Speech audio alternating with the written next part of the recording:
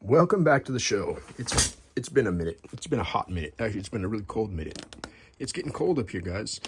I haven't done a lot of typewriter stuff because I've been working on a couple of motorcycle projects, but I am finishing, or in between, I guess I could say, in between one project and before I go on to another, I'm trying to catch up on some parts request orders. And I had a gentleman from Japan that needed a new motor for his 5TE. So I figured, we're going to help him out. I got a bunch of parts 5TEs around. We're going to go ahead and take the motor. He wanted to try to rewind it or repair it. And these motors come out pretty simply. So I haven't done one in a few months. So we'll see if I can remember how to do everything without stumbling around too much. But onto the show. You're going to need to take off the body, which is pretty simple. I have other videos on the 5TE and the other 5 series Smith Chromes where you take the bodies off. And yeah, you guys can handle that. It's a few screws. The first thing you want to do is take off your belts after you take off the body, of course. And then you'll have your clutch, your centrifugal clutch system right here, and it's held on with 2 pinch bolts or 2 set screws. And we'll go ahead and just loosen those 2 screws up like so. Oh, it's slipping on me. Let's see if we can do that. I'm not going to be able to show a lot of this stuff, but we'll go step by step. So once you get these 2 set screws loosened enough, I don't think you have to pull them all the way out. No, you don't. Okay, just loosen.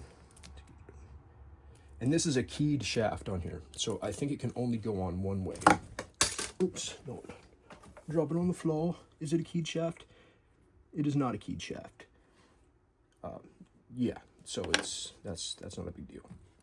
But you need that off. You don't need to pull anything else off. You don't need to pull the pulleys off. I'm kind of out of frame here, huh? See if we can zoom in on this section that we're working on. So the clutch comes off like so, and it just goes onto that shaft. And when you're done, you'll just tighten back these bolts, but it just pops off. If it doesn't come off easily, you might use some penetrating lube. You don't need to pry on it too much, but if you have to, you can take a big screwdriver and slowly work it off. But that should be a very simple. Onto the bottom, there's only a few screws, and it's mostly this giant bracket area that we're looking at here with this plug. There's 1, 2, 3 screws to this bracket, and then you'll have your plug that goes all the way over, the plug wire that goes all the way over to this section where it connects to your safety switch. And it's there's a little clip inside here, but we'll go ahead and, because it's been a while, I'm just going to go ahead and remove this mounting bracket with a bigger screwdriver so I don't break my tiny guy. Maybe we'll need an even bigger screwdriver than this. Oh, there it goes. Take this screw off. Take this screw off. And take this screw off. That one was easy. And that should lower the whole bracketry motor system out of its place. And then you just kind of wiggle it over to the side and out, and you got to make sure that the shaft goes through its little spot, and then just make sure you're not, oh, there's a little plate inside here that looks like it's rubbing on. So we'll go ahead and we'll take that off right now. I'm sure I can get around it. Do I need to get that little tiny plate off, or am I just not wiggling enough? We're going to wiggle first before we take anything else apart, just to make sure that we cannot just wiggle this thing out. Wiggle, wiggle, wiggle. Well, I guess we can take off this whole bracket from this motor mount right here. We'll take this motor mount bracket off right here.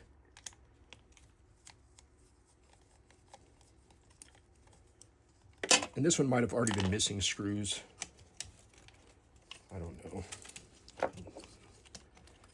Okay. So we're going to leave it on the bracket. The only thing that looks like that's interfering is right inside here. There's this black plate, and it kind of stops it right here, this black plate. And there's one screw that's right there, and then there's one screw from the opposite side right here, but we'll try with this first screw first that's right by the mainspring. See if we can just yeet this out of the way enough to swing it out of the way. Oh yeah, there it goes. That one screw takes off this cover plate, and then that should be able to get the thing out like so. And there you have the motor. At this point, what you could do, if you really wanted to, you can unhook this plug from inside this little spot. Let me line it up. It's a thick cord. There, like so.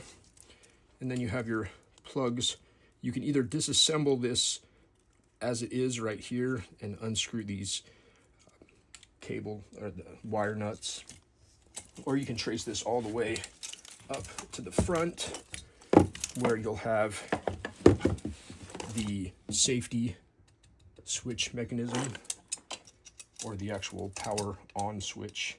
You can take this top screw off and that screw off like so, and that will bring your power supply on-off switch guy out of the mix.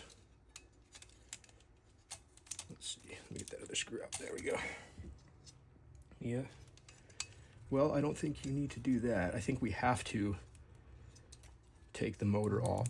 Oh gosh, I forgot to unplug it. Always unplug your stuff when you're messing with electricity.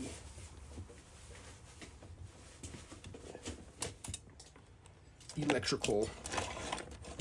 So it looks like the best way to get the motor out is to actually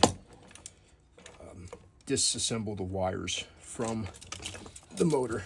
I've had to do this before where I sent somebody a motor and I actually just cut the cord and then had them splice the cord back on somewhere down the line, which is probably what I'm going to do right here.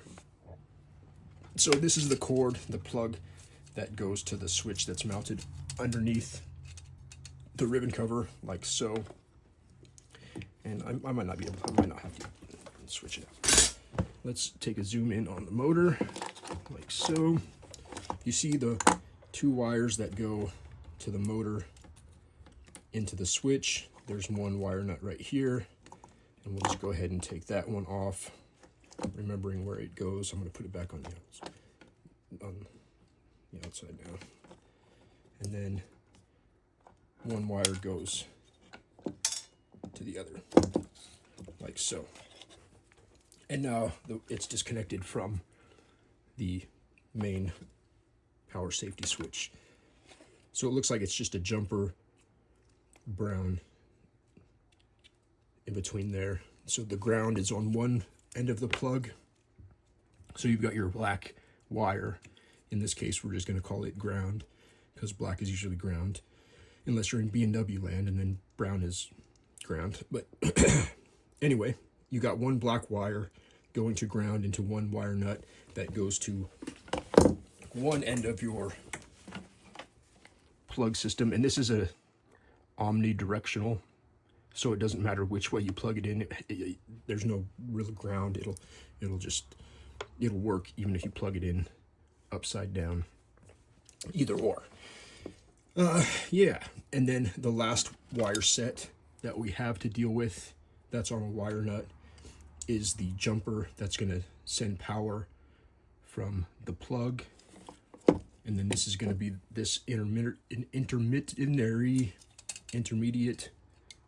is the switch, like so, and that just goes in between in line to connect the circuit as you would need it to get power. So once you have this in the circuit in series, like so, every time this switch, you flip your switch on the front of your panel, it'll connect the circuit and make power. But that would be for another discussion. That should be easy enough to do the basic thing that needs to be done here, as long as you know that the switch to your power switch jumps these two wires together. You should be golden. And on that note, we're going to call it good. This one was missing a few screws on the rubber mounted motor. But that's it. I'm going to send it off how it sits with this on it like that. I might even just send this guy the extra power switch just in case he wants to use it. I'll connect this all back up together. Let me see here. We'll take this off since we have you on camera. This one you need to pry open a little bit because it is crimped. So once you pry that clamp out of the way, like so, you can fish your wire